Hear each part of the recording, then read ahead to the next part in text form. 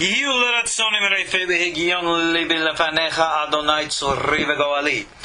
the words of my mouth and thoughts of my heart be acceptable before you, O God, my rock and my redeemer.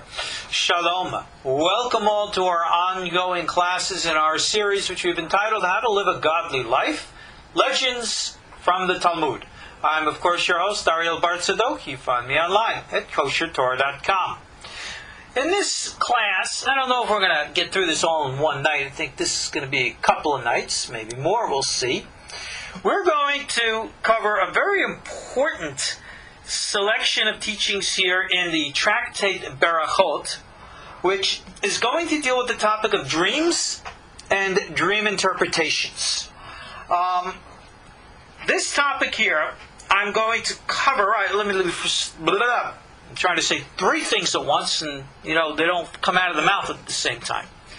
I've taught on dreams and dream interpretations many a time before. We have CDs on them. We even did a dream seminar in which I took this and other material, expounded on it, and added psychological commentary to it. Well, in the dream seminar, we never went through the entire Talmudic teachings here. I just took those things which I wanted for that seminar. Here, in these classes, we're going to go through the entire text as is proper and appropriate for our class here. And that's what we're going to do. Here's somebody here in our live class. They send me like little notes here. And said that they have no sound. Well, I'm sorry you got no sound, but then again, that's why we record these lessons. So that if you miss something, you don't miss it at all. And on that note, let us begin. We are in the English version of the Ayn Yaakov, the Legends of the Talmud, a translation by Rabbi Ayn Yaakov Finkel. We are on page 52. It's entitled Dreaming and Dream Interpretations. And it actually opens up with a statement here, which I'm rather surprised with Rabbi Finkel of translating it the way that he did, because if you look in the original Talmud, it really doesn't say this. He quotes and says, Rav Hister says it's not a good thing for a person to dream about himself when he is fasting. Well, there is a relationship between dreaming and fasting, but the language of the Gemara here does not say what it's translated to be. Now, to his credit, Rabbi Finkel does drop to a footnote. If you look in the back, he quotes one of the standard Talmudic commentaries who translates it better as saying, if you will, whatever a person sees in a dream when he is fasting is meaningless. Now, that seems to be more an accurate understanding as to the original terms. So within that context, let's explain. First of all, as we will see from the text, we should know from earlier biblical references, dreams and dream interpretations go way, way back in the Israelite mentality. We know that Jacob was a dreamer. Joseph was a dream interpreter. Everybody had dreams. Daniel is the famous dream interpreter. We have all of these understandings that dreams are not just nonsense of the night. Now, in the last century or so, we have developed the sciences of psychology.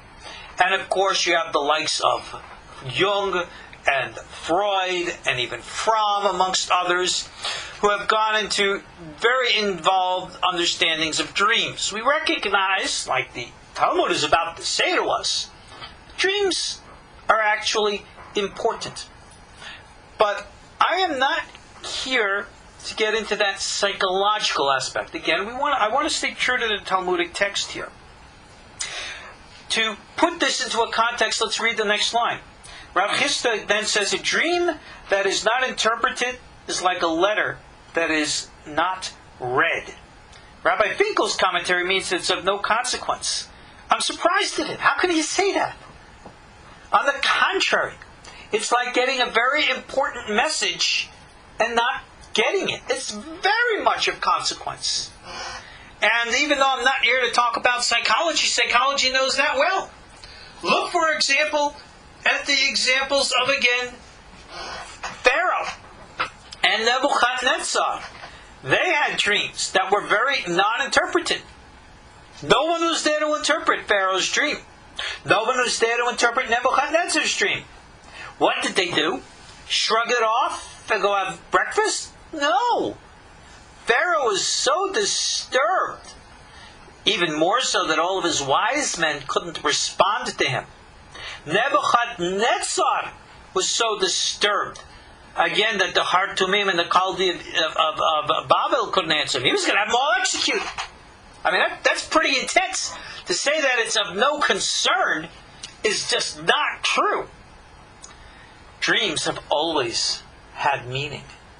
But a point that the Talmud makes, which literally, even Sigmund Freud, good old Ziggy himself, references the Talmudic Jewish tradition in his introduction to his famous book, Interpretation of Dreams. Now, I'm certainly not a Freudian, but he obviously had access to and learned this material.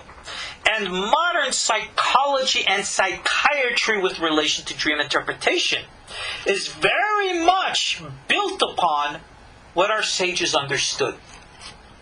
I am sure that dream interpretation was not exclusive to Israel. You can go online and do research and studies, both historically and theologically, and you will find in ancient Greece and ancient Rome, there were many dream interpreters. Even in the Christian and Islamic worlds to this day, there are still traditions of dream interpretation within their religious context, not just secular and psychological. So it has always been known, dreams are messages from beyond. Where is beyond? Well, that's a good question. We know that it is beyond the conscious mind.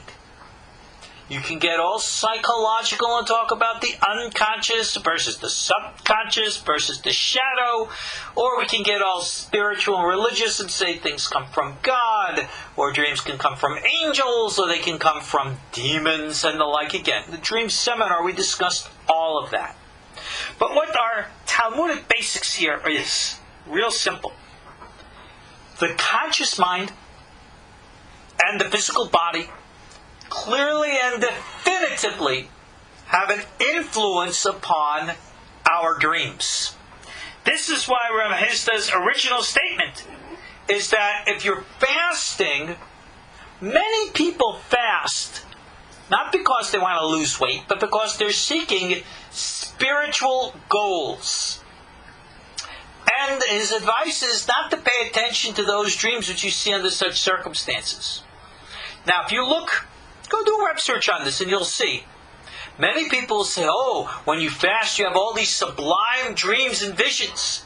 I remember watching some kind of program on one of these science channels, in which they were saying that people who would fast completely, no food, no drink, for a period of 72 hours, it's like a whole 3-day fast. That's done even in the Jewish tradition. It makes physiological changes in the human brain chemistry, which, needless to say, opens up the brain to more of a visionary experience. People seek this out, and therefore what they seek is what they receive. And what they receive in that period of fasting, they're convinced that's God, angels, the gods, or whatever it is that they believe in. I think Rav Hizda's insight here is most profound. Something that would be echoed by modern day psychology. And that is pretty much what we could serve up as saying wishful thinking. If you want to have a vision of God, or a dream about something sublime, well, it's really easy to direct your mind to do it. I have known many people, famous and otherwise, who have visions, dreams, and they feel compelled by God to change the world. Many of them have contributed positively to society. Many of them have not. So I think Rav Hizda's insight here is very wise. It's showing a very profound psychological insight. That when we manipulate things in the brain, we cannot rely upon the experience therefrom. This is why I am, spiritually speaking, extremely anti-drug. I thank God in my entire life I haven't really used drugs. Certainly I don't drink alcohol, in spite of the fact I got a little moonshine here. That's all for culture more than anything else. But the point is, I have spoken to people who regularly use drugs. And they're seeing God, and they're talking to angels, and they're doing this, and they're doing that. And with just a few questions, I can recognize that what they're actually doing is experiencing the wishful thinking in their own minds. But they're convinced that that's really this and that's really that. That's the drugs talking. And whether or not drugs are legal or not is, for me, irrelevant. I'm rather libertarian from a legal point of view. But just because you can have access to something or something is not prohibited to you doesn't mean that it's necessarily good for you. In all due respect, you've ever heard of the poisonous herb called hemlock? You ingest that and you die. Talk to Socrates in old Greece. That's what they gave him. Well, hemlock, you should know, is all natural. It can be all organic and therefore completely, strictly kosher. But I still don't recommend that you sit and take it because you might come down with a severe case of death. Same thing with drugs. And in this, let me be very clear, I include marijuana, hashish, or anything that has the ability to be an hallucinogenic. Mucho bado. Stay away. So therefore, when you are fasting and you are doing things to manipulate your brain, even fasting, as I said, it's not good. What's up? I got our little puppy here. She's crawling up here, sniffing around. Here, hold on a second. I got a popsicle stick for her. That's what she likes. There she goes. Remember I told you, I don't believe in anything being an interruption. Somehow, somewhere, everything goes with the flow of things. So, there you go. She's such a sweet little puppy now. Just wait. Many of you might remember our big shepherd when we got him a number of years back. He was also another sweet little puppy. Now he's this big, gnarly guy. And anybody's ever been here and you see our big 100-pound shepherd coming after you, well, this one's going in that direction too. But anyway, again, what Rav Hizda's insight here is so profound that when you have a dream that has a message for you, and you don't get that message, that's not good. He is clearly revealing to us our sages' insight, that they recognize that there's something deeper. Now, we all talk about the spiritual world, how it's hidden, and in all due respect, in Talmudic times, they didn't draw these lines between what we call spiritual, psychological, conscious, subconscious. These are all modern terms. But the reality of these things, called under different names, is clearly there. And again, I emphasize reality of. Why? Because this is not theology that we're talking about here. This is reality. And if you want to call it psychology, call it whatever you want. Words talk is cheap. But we must recognize that we as human beings have this deeper element to us. And if we're not in touch with it, or we try to manipulate it, that really stinks. You know that? That's like being cut off. That's retarding ourselves, essentially making ourselves mentally retarded. And I don't mean that in an insulting way. I mean that in an actual literal way. Not good. Rav Chisda continues, and he says, you never have a dream, either good or bad, that is completely fulfilled. Now, here is something very, very important to understand. And I actually have people contradict me and challenge me on this, but it's true.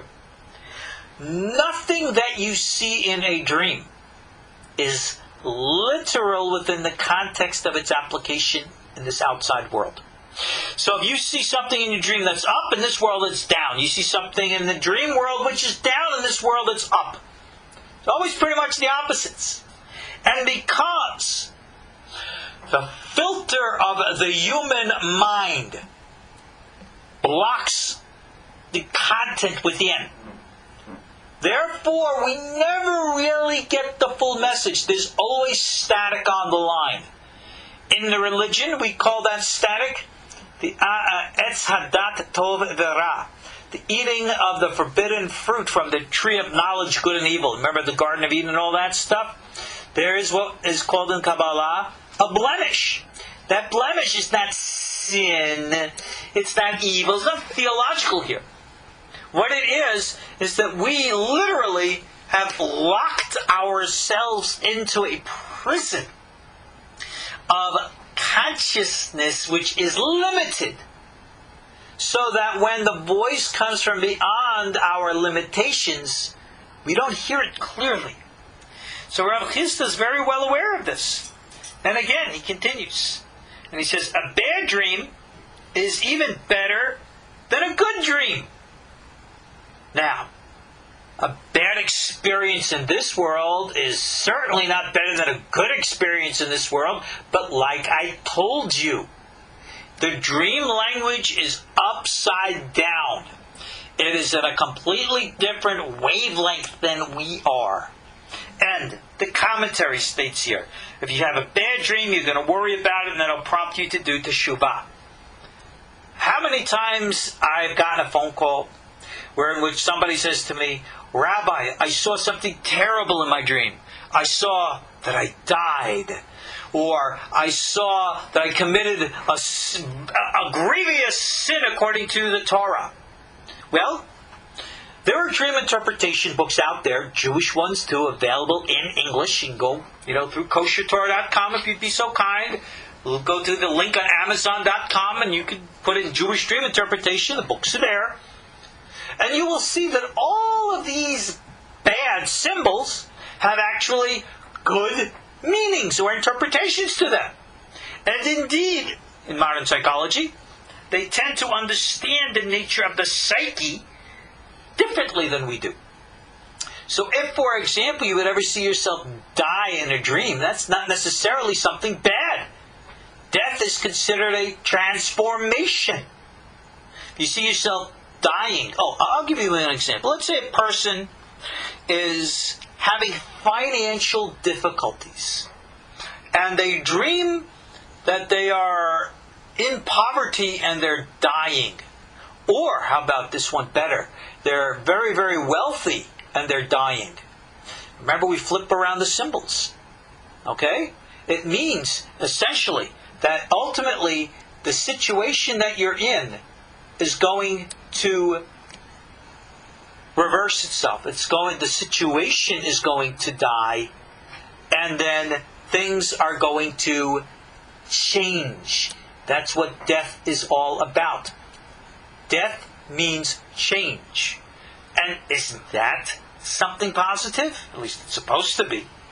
But anyway, let's move on. Rav Chisda also said that the worry that you have as a result of a bad dream is enough to be considered the fulfillment of the dream, and you will not have to suffer any further ill effects from it. So what again for Rav Chisda is a bad dream? The definition of a bad dream for Rav Chisda is not necessarily to die in that dream. He might interpret that like I would as a good dream. But what else? Go look into the books. They're based right on this, as we're going to learn. Continuing. And it actually makes sense if you think of what Rav Chisda is saying here. Because the nature of a dream is not necessarily to communicate to the conscious mind a rational, logical message.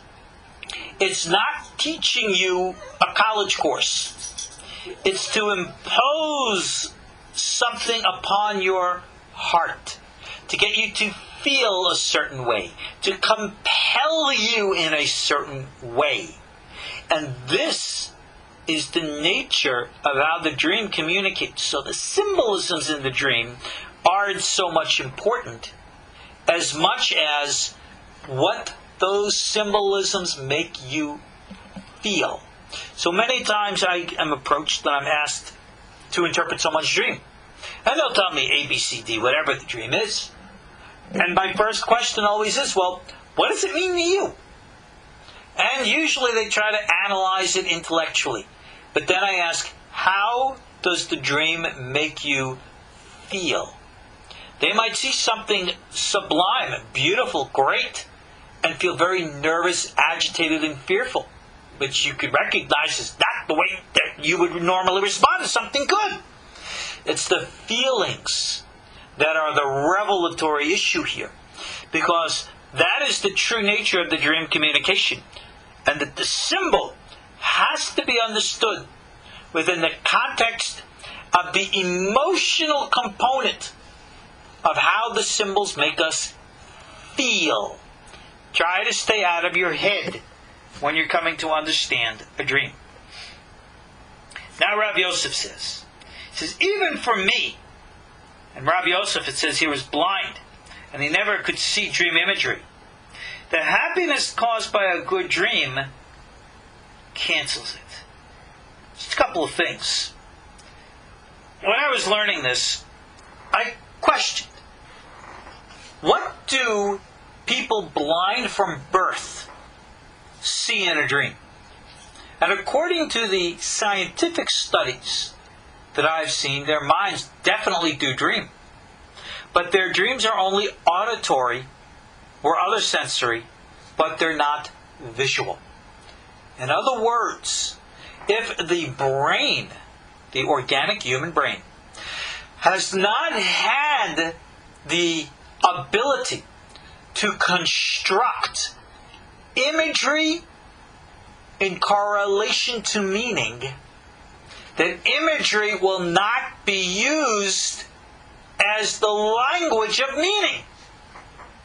Rather, through the heart, other ways and means will be used. And again, this is the point that Rav Yosef here, he's saying here that if you get happiness from a good dream, that could be the fulfillment of the dream. Now, Rav Yosef is saying, hey, I'm blind, I get a good dream, right? That happiness causes, right, the good dream to cancel it. In other words, if I'm getting pleasure just from the dream, I'm hoping that maybe that pleasure should materialize in the real world. What's pleasure? What is a good dream? Is a good dream winning the lottery? Is a good dream seeing yourself living in a mansion? Is a good dream seeing yourself having intimate sexual relations with somebody passionate? Is a good dream seeing yourself eating something, that you enjoy very much? All kinds of different definitions, and obviously each one is different.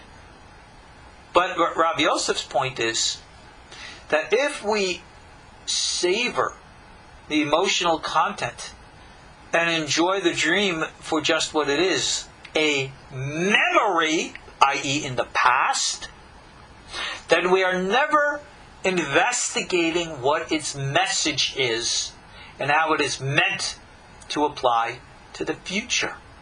So therefore, rather than to look at a dream and say, wow, that was cool, wow, I enjoyed that, you have to sit and pause, as if you could, detach yourself from it and look at it. Not from the intellectual point of view, but from the emotional one. Think about the imagery. Pause. Ask, how does that imagery make me feel? Visualize as if you could, stepping outside of your own self, or making believe that you're asking yourself as another person, how does it make you feel? Be honest and answer to yourself. I felt like this or that or that or this. And then you can stop and pause and contemplate. Why would I feel that? What about this symbol makes me feel this? So, if and when you would, I'll give an example. It is said that a person who sees himself eating pork is a sign that he will become wealthy. Now, in all due respect, pork is unkosher. Pork is verboten. I would think that eating pork would be a bad sign. But on the contrary, pork is considered to be this rich, wealthy, fatty meat. So therefore it's a symbol of getting fat, which is a symbol of becoming wealthy. That's how it's understood. How does it make you feel? If, God forbid, a Jewish individual were to eat pork, that would be a violation of the biblical law, and that Jew should indeed feel ashamed of oneself. You would think that if you had a dream about eating pork, you would feel equally ashamed. So let's say you had a big pork roast in your dream, and you woke up, you go, wow, I just had a pork roast in my dream. What was that all about?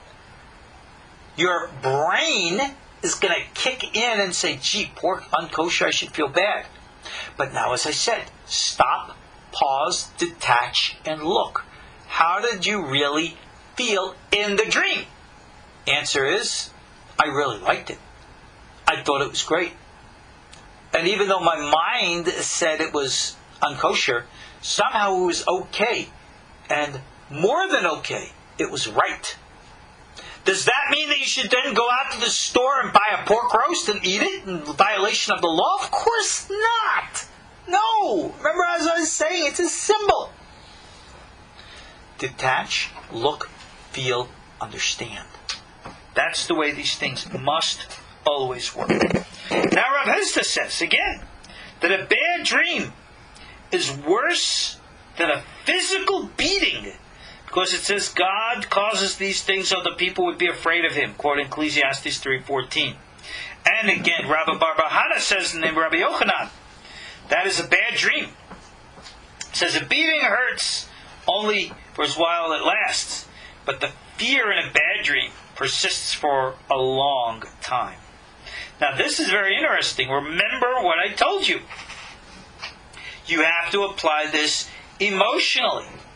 So, this is exactly what Rav Hizda was saying. If I beat you with a stick, you'll eventually heal. How many people are haunted by a bad dream for a very, very long time? Literally, it could be for years. Again, because they never take the time to analyze it, not in the head, but in the heart. And I got to say it a million times. And ultimately, if you do it right, you will get to the bottom of it. I think our sages are rather profound in these insights, as opposed to just saying that, oh yeah, dreams come from God, or they come from the devil, and they're either good or they're either bad. And whatever you see, that's what you do. I mean, that's just so non-sophisticated. First word that comes to my mind, I'll say it, primitive. It's just not the right way to understand dreams. So, quoting here, Jeremiah 23:28, it says, let the prophet who has a dream tell the dream. Let him who has received my word report my word faithfully. How can straw be compared to grain, says God? Oh, this is such an important thing. If you remember back in the Torah itself, it says that God speaks to the prophets through dreams of the night. Very important. But this reference here, how can straw be compared to grain? Now the Gemara says, what does straw and grain have to do with a dream? To which Rabbi Yochanan says, in the name of all people, Rabbi Shimon Bar Yochai, just as you cannot have grain without straw, meaning it's all kernels of grain, they're encased in straw, and you got to winnow it to get rid of it. So in the same way, it's impossible to have a dream without some nonsense. Essentially, again, requires of us to strip down the dream to what it really feels like. And you have to be able to remove from it your intellect. You have to remove from it that which you think.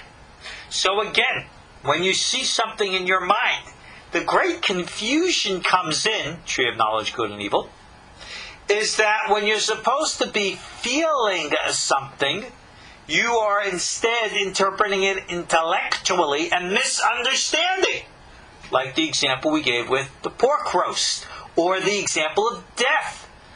Both of which in this world logically are bad, but in the dream language are both positive and good. And therefore, we must recognize that we can't peel away our minds 100%. It's just not reality. And even Maimonides, of all people, in his Laws of the Foundations of Torah, series which we have available online, when he speaks about prophecy, notes that each and every prophet has a unique, distinct, different vision of God, one from the other. So you might be curious. How is it that one prophet sees angels that have 4 wings, and the other prophet sees supposedly the same angels and they have 6 wings? Do angels really have wings? Or is it something archetypal, metaphorical, symbolic, dream-like imagery? What does it mean? Well, without talking to the individual, we don't know. But what we do know is that even from biblical example, every dream has its bit of, if you will, nonsense, as it says here. There is the famous dream that Joseph had, that he went and told his brothers. And he says, hey, I saw the sun and the moon. Matter of fact, that's exactly what they're about to read right now. Here, let me read it to you. Rabbi Berakhot said, even though part of a dream may come true, all of it never comes true. How do we know? And then again, he quotes Joseph, and he says in Joseph dreamed, the sun, the moon, and the 11 stars are bowing down. The sun, father Jacob. 11 stars, his brothers. The moon represents Mama Rachel.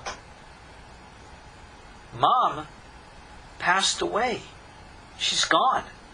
Therefore, that element of the dream could never, ever, ever be fulfilled.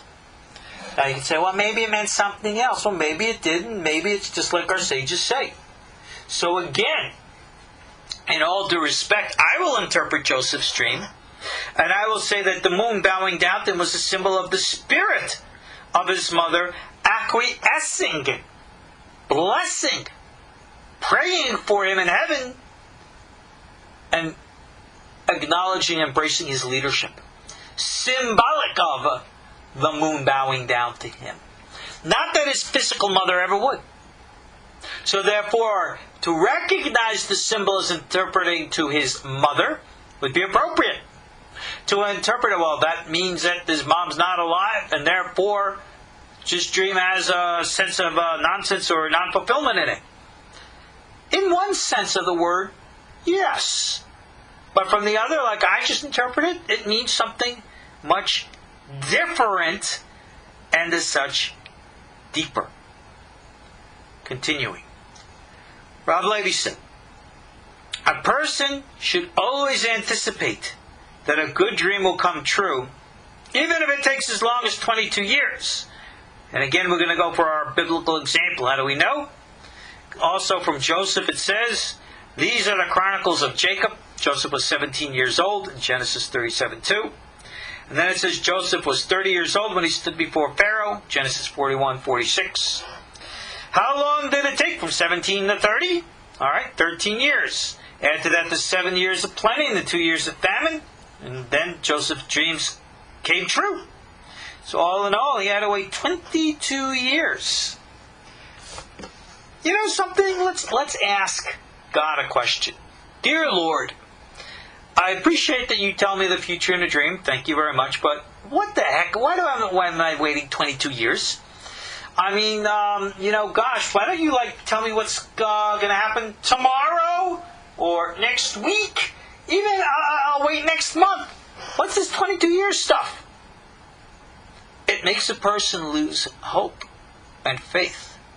But if you remember, the verse says very clearly when Joseph told this dream to his father, he rebuked him, but he says that he guarded the matter, meaning he remembered this. He wasn't going to forget it and consider it nonsense. And therefore, when Joseph, in Jacob's eyes, died, he couldn't put the reality together because it shouldn't have happened. And it was because he was unable to reconcile this that he went into a state of depression for literally those whole 22 years. And that's an issue that a state of depression really disconnects us from our own inner understandings. But now let's understand why 22 years. Look at Daniel and his interpretation of Nebuchadnezzar's dream. Nebuchadnezzar's dream, if you remember the famous statue, head of gold, silver, and then bronze, and then the feet of clay and iron, which was the entire history of, if you will, world government. That's for thousands of years.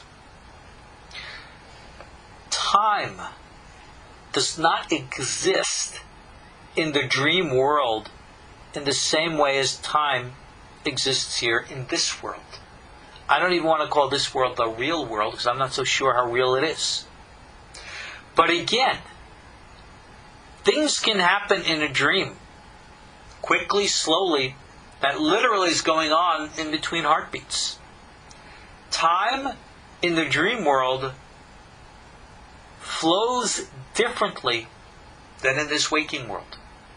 It can be slow, it can be fast, it can be instantaneous, or it can be nothing at all. So, when a dream comes to you and expresses to you a reality which is in your psyche, your mind, or within the collective consciousness of mankind, how long then does it take to materialize in the physical world? That all depends on so many different circumstances. But the fact that you dream it should mean that it is already established. And it's only a matter of time before it becomes materialized.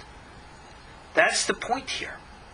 So therefore, Joseph knew darn well when he was 17 years old, somehow, somewhere he was, the word here is destined for his brothers to kneel to him.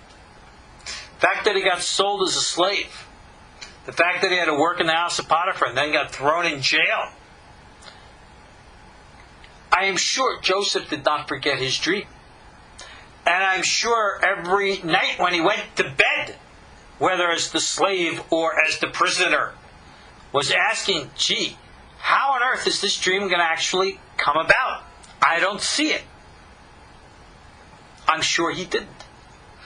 Somehow, some way, heaven works out all these strange little peculiar, what we might call coincidences, and makes them all fit together. And the morning that Joseph woke up,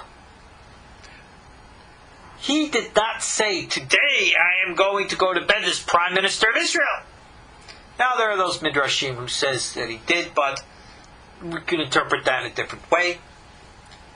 Joseph woke up the next morning. That morning, it was a dreary, boring morning, just like all the others for a prisoner in jail. And all of a sudden, the soldiers from Pharaoh's palace come, clean him up, bring him in front of Pharaoh. We all know the Bible story.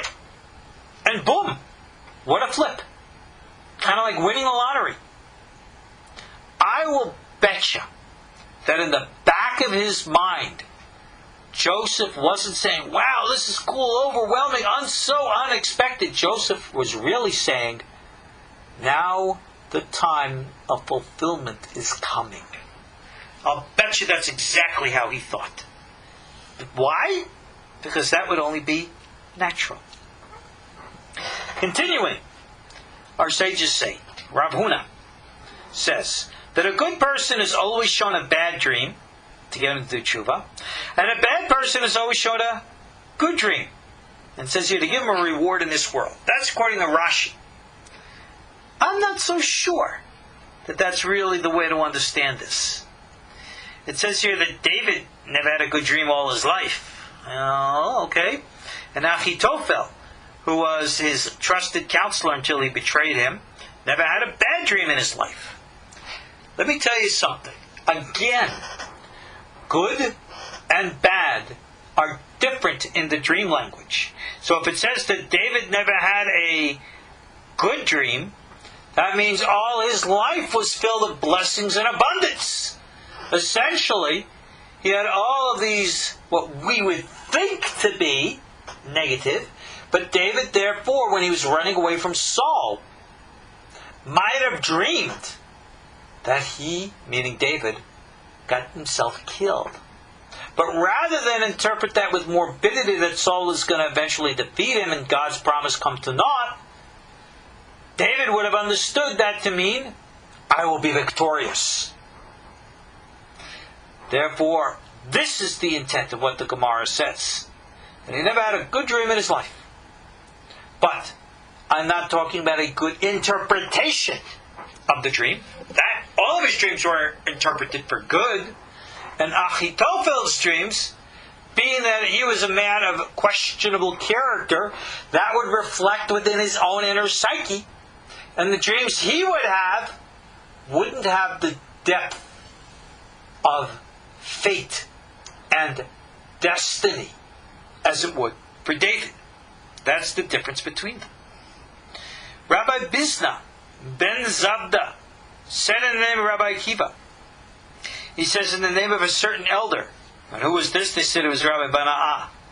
And he quotes, there were 24, it doesn't say, but professional dream interpreters in Jerusalem. And he said, once I had a dream and I went to all 24. They all gave me different interpretations. You might think that that would disqualify them, because, good gosh, no two people are saying the exact same thing. No two people are saying even close to the same thing. And yet Rabbi Bana'ah concludes, they all came true. And it says, this confirms what we say, that all dreams follow the mouth of the interpreter. This we have to understand. You have a dream of pink elephants flying across your living room and leaving droppings of gold coins on your couch, which is turned into a swimming pool. You can say, what? Earth? What could that possibly mean? Well, we can go into each and every symbol and interpret it by your feelings, by your context, by your content. Just like the mind of the individual prophet sees a vision differently, so when you interpret the dream, it will be understood differently, each within the context of their own personality. So therefore, if you were to tell me your dream, I could understand your dream by getting to know you a bit. And as I get to know you, nevertheless, I am going to interpret your dream through the filter of my brain, my mind, my feelings. Someone who is different from me is going to send your information through their own filter. And therefore, the filter of their mind, the filter of my mind, is going to take the input of your dream, shake it up, wash it out, and eventually, this other guy and me are going to take your exact same dream symbolism and understand it differently, because we, interpreters, are different. I understand the psychological component here. But Rabbana'ah throws a monkey wrench into this interpretation. Because you might think to say, if everybody's interpreting it individually, they're all a bunch of, no nothings. Let's dismiss them all. But again, he says, every one of them came true. How could you have one dream with 24 different interpretations that all come true? Whether that number is actual, factual, or whether it's a legendary embellishment is irrelevant. The ultimate understanding is that the dream interpretation process is a relationship of mental penetration, wherein which the dreamer and the interpreter are locking horns, not in combat or battle, but in bonding, so that your words are now going to filter through my mind, and I'm going to understand your words through my mind and interpret them, very possible, in a way different than you would yourself or someone else would. And here's the issue. How is it possible then that they would all come true? I can understand you interpret it wrong and let it go. I guess you're not an expert dream interpreter. Fine. But that they should all come true? Yes, because the mind, the mind of the dreamer, is conducive to the fulfillment of the meaning of the dream within the specific context that the interpreter planted in your mind. This is almost, if you will, it's the same underlying principle, if you will, brainwashing. That essentially, that whatever goes into your head can interpret and influence you. So therefore, 24 give you interpretations. It's not like you have 22 different aspects, if you will, of destiny and fate. 24, excuse me. But rather your mind is open to such influences, and you create those circumstances to bring them about. That shows us the power that's in our minds. So now the Gemara says, hey, what are you saying? It says, implying that you are quoting a scriptural verse. But it's the saying that all dreams follow the mouth of the interpreter. Is there a scriptural verse that backs that up? The Gemara says, yeah.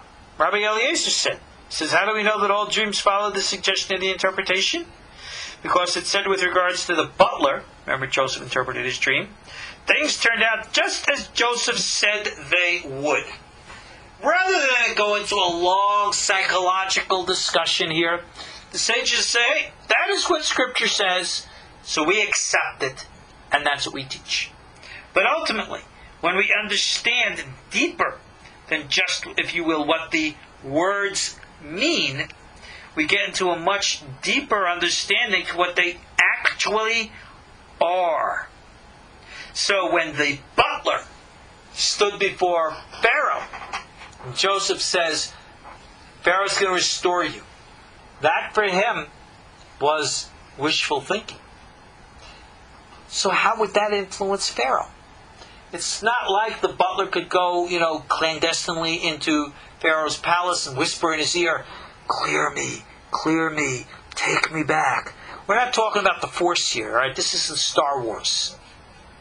And yet at the same time, when you talk about dreams and their interpretations, remember, we're talking about, the Kabbalah calls it the collective soul of Adam.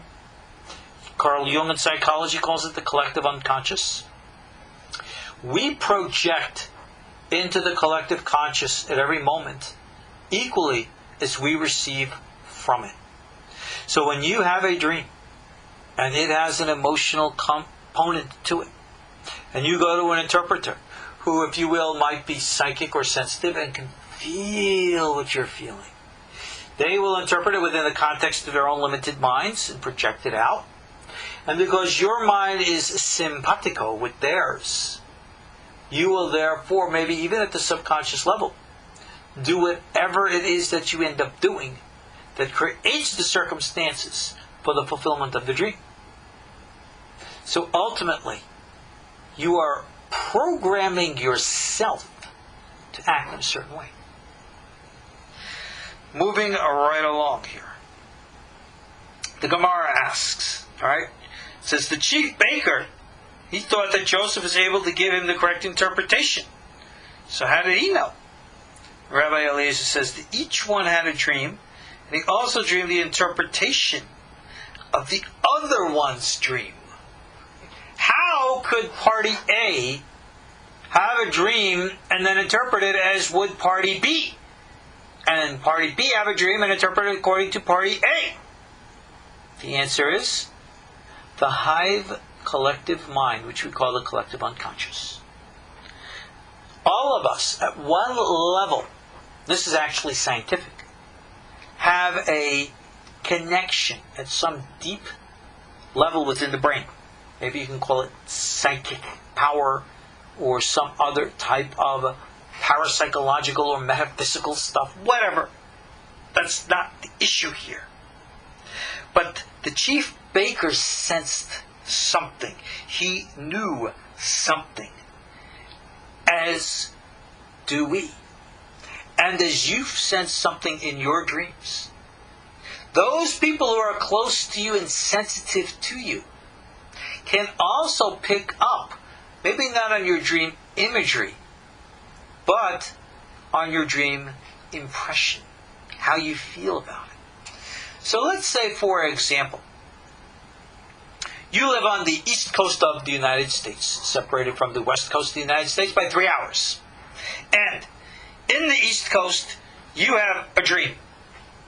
You wake up, wow, that was really weird.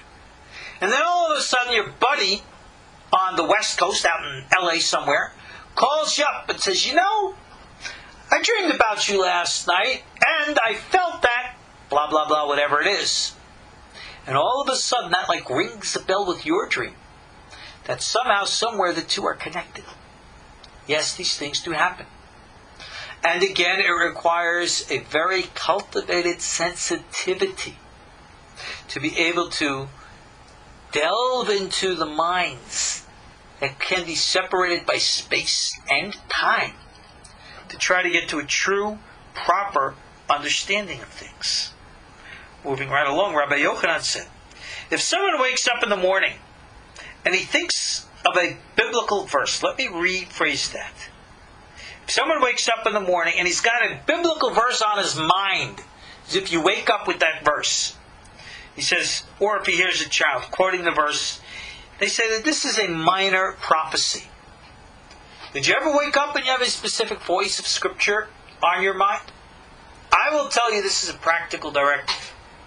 When you wake up, if you had a dream, or you feel anything, get to paper and pen right away and write down not only the images that you see, but again, how they made you feel. That's what I want you to focus on. So in that respect, when you are having a mental imagery, call it a vision, of something biblical, a verse, we say that this is the ways and means of how heaven communicates with us. Through Scripture. So you might wake up with a verse. God is with you. God will protect you. And why would you even have such a dream with such a context?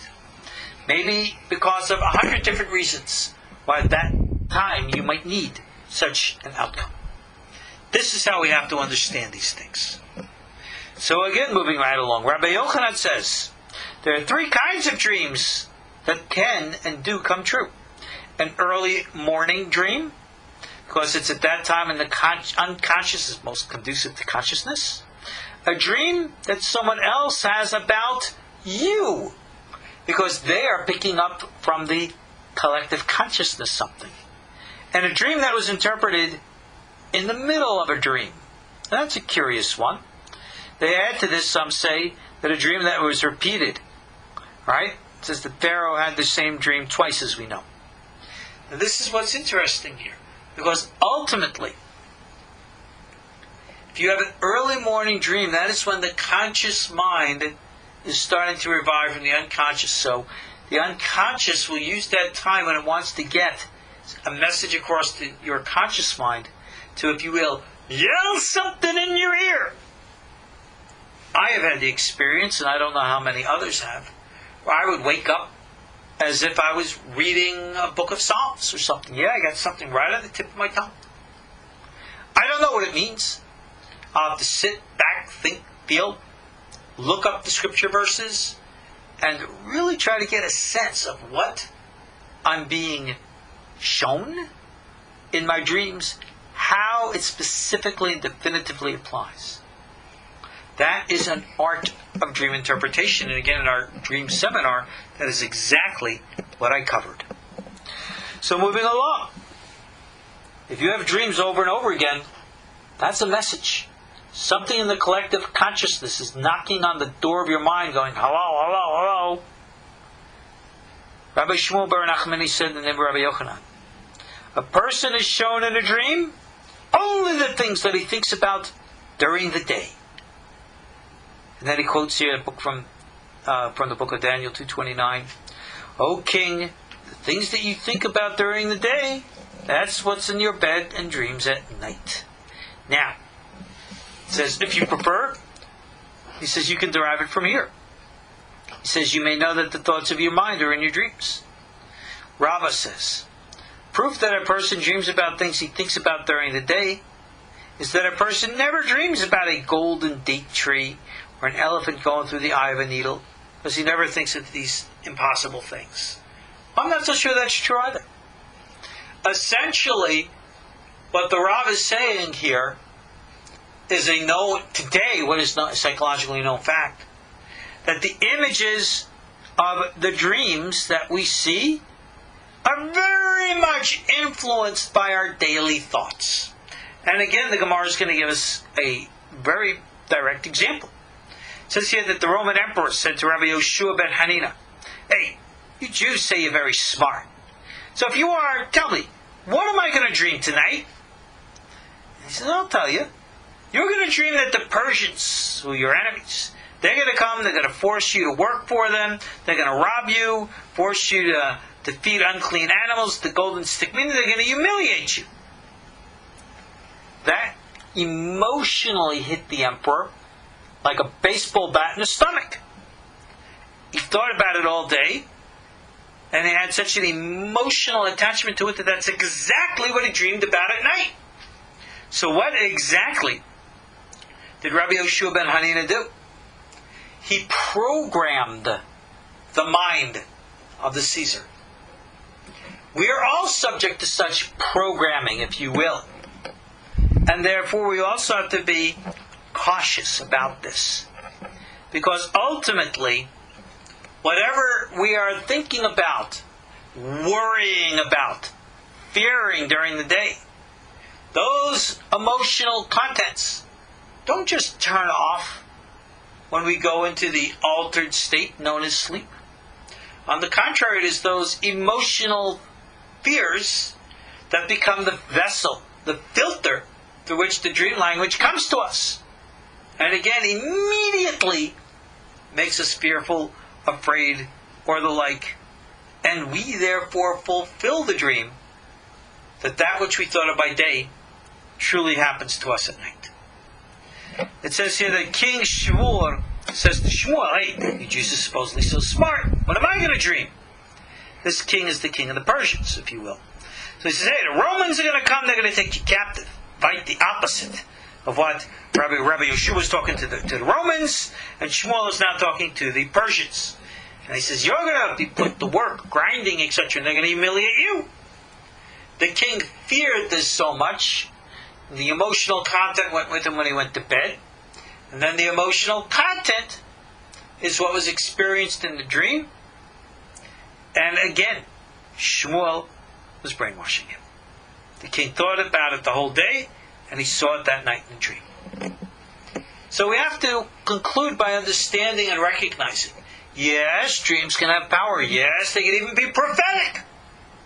Whereas at the same time, they can also be subject to misinterpretation. They can be subject to hallucinations. They can be subject to just the way that we think, or if you will, better, the way that we feel.